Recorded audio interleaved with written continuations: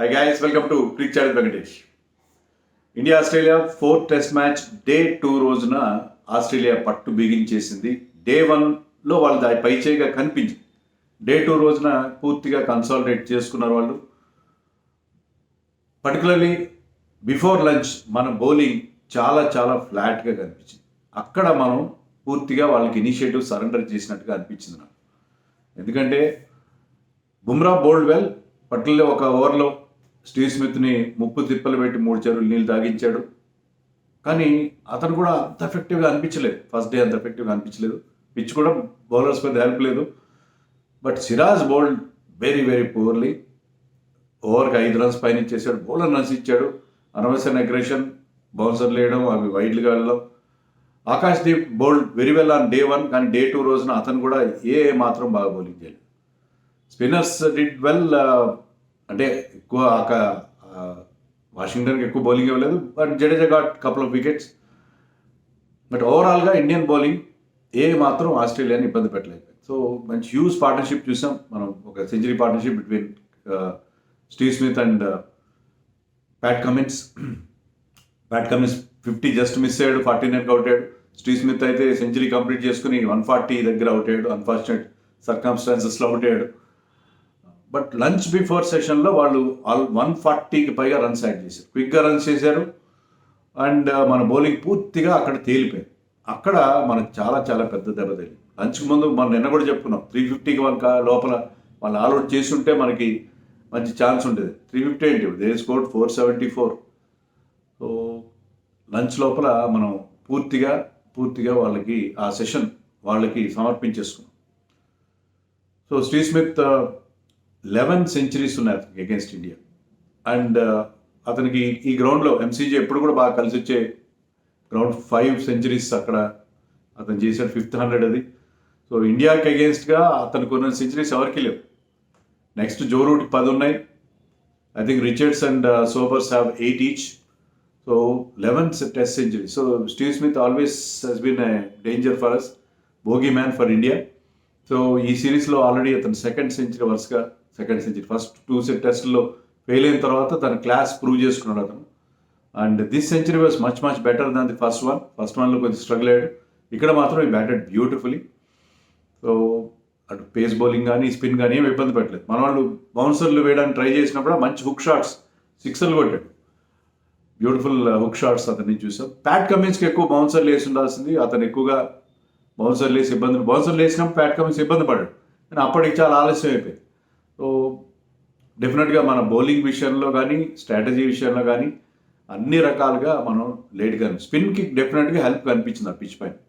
కానీ స్పిన్నర్స్ని చాలా ఆలస్యంగా తీసుకొచ్చాడు రోహిత్ శర్మ. 4th చేంజ్గా ఈరోజు మార్నింగ్, అంటే న్యూ బాల్ ఫ్రెష్గా ఉంది అయినా కూడా నితీష్ కుమార్ రెడ్డిని తీసుకొచ్చాడు తప్ప స్పిన్నర్స్ని లేట్గా తీసుకొచ్చాడు. స్పిన్నర్ వచ్చిన తర్వాతే ప్యాట్ కమిన్స్ వికెట్ మనకు దొరికింది. సో అక్కడ స్పిన్కి అనుకూలంగా ఉంది. రోహిత్ శర్మ క్యాప్టెన్సీ ఈ మ్యాచ్లో చాలా దారుణంగా ఉంది. అతని బ్యాటింగ్ కంటే దారుణంగా ఉంది క్యాప్టెన్సీ అని చెప్పాలి. So there was no plan, there was no aggression. ఫీల్డ్లో కూడా చాలా ల్యాప్సెస్ కనిపించినాయి. ఫస్ట్ ఓవర్లోనే ఒక miss field.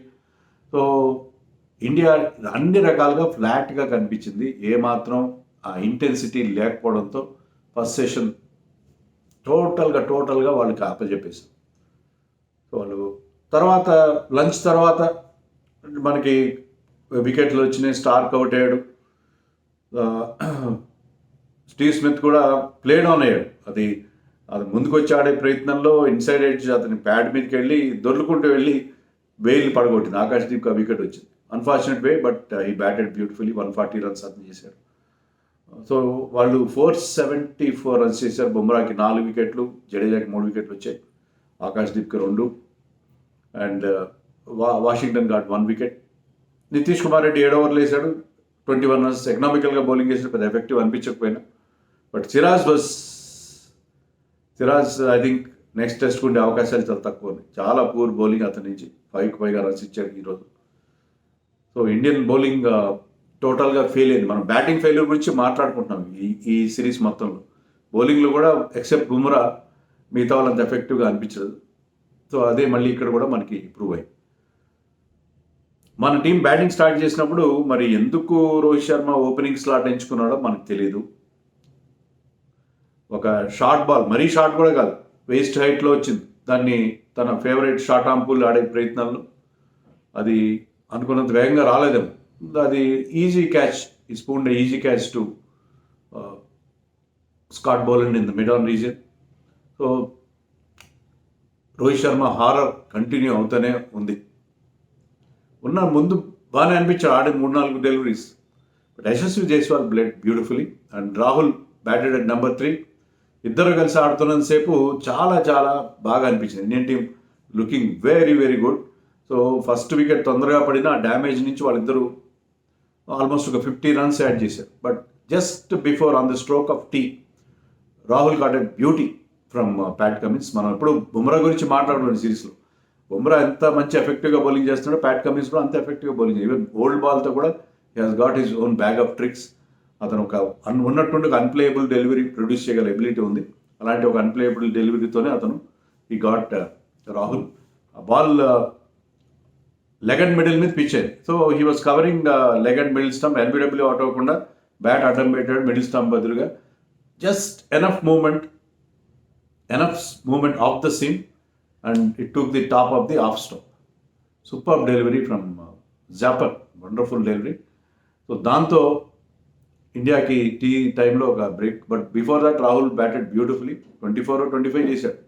But he look so confident, so assured. ముఖ్యంగా the way he left deliveries outside the off stump, అతని cover drives bending on one knee, అవి ఎంత బ్యూటిఫుల్గా ఉన్నాయంటే అతని ఫుట్ వర్క్ కానీ, he look so comfortable, so assured. And Yashasvi కూడా అప్పుడప్పుడు అకేషనల్గా he was flashing out side the off stump, but in general he look so confident.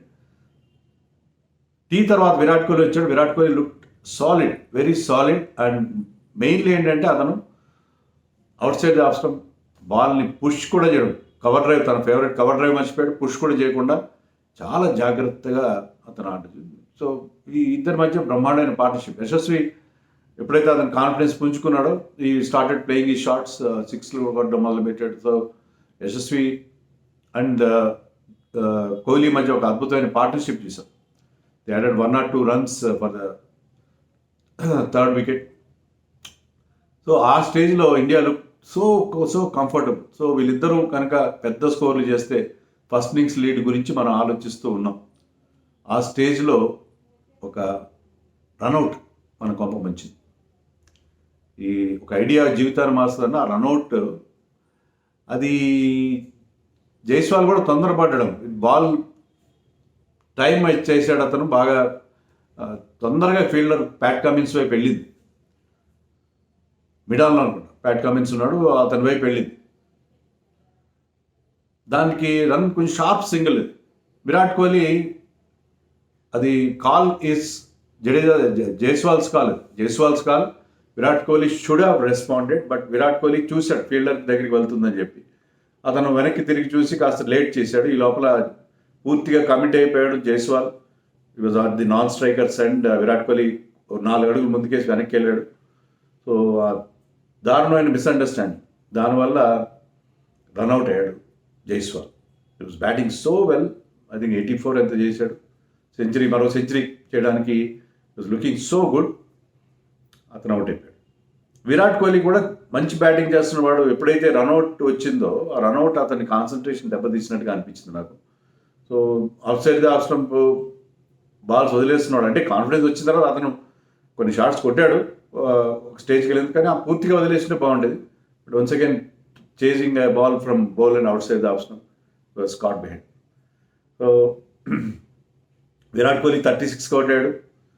So అక్కడ మనకి డెఫినెట్గా ఇన్నింగ్స్ డిస్టర్బ్ అయిపోయింది, కంప్లీట్గా డిజైర్లో పడిపోయింది. ఆకాశ్దీప్ నైట్ వాచ్మెన్గా వచ్చాడు, అతను కూడా ఈ వాజ్ ఆల్సో అవుట్. బౌలింగ్లో అతను కూడా అవుట్ అయ్యాడు.